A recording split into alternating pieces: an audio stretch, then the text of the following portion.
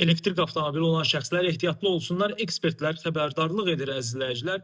Hər vaxtınız xeyir. Qısa başlıq ilə qarşınızdayım. Nəinki ölkəmizdə, bütün dünyada elektriklə işləyən avtomobillərin populyarlığı sürətlə artır. Lakin ekspertlər xəbərdarlıq edirlər ki, bu nəqliyyat vasitələri kiber hücumlara məruz qala bilər və artıq belə hadisələr baş verib də.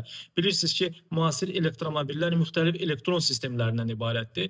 Bura batareyanın idarə edilməsi, mühərrik və idarəetmə sistemləri, eləcə də GPS və internet bağlantısı vasitəsilə işləyən telematik sistemləri göstərmək olar. Baku WS-in məlumatına görə həmin sistemlərdəki zəifliklər hakerlər tərəfindən istismar oluna bilər və avtomobil hətta sizin istəyinizdən kənar olaraq uzaqdan idarə edilə bilər, sürətini dəyişdirilə, hətta məlumatları oğurlana bilər. Son illərdə məhz bu cür bir çox hadisə baş verib.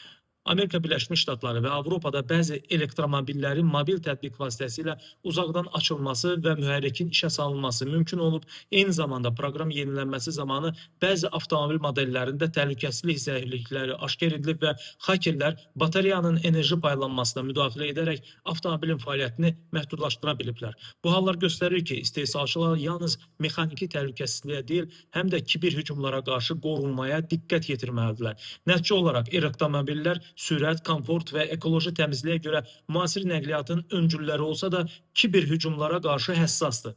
İstehsalçıların və sürücülərin təhlükəsizlik tədbirlərinə əməl etməsi bu riskləri əhəmiyyətli dərəcədə azalda bilər.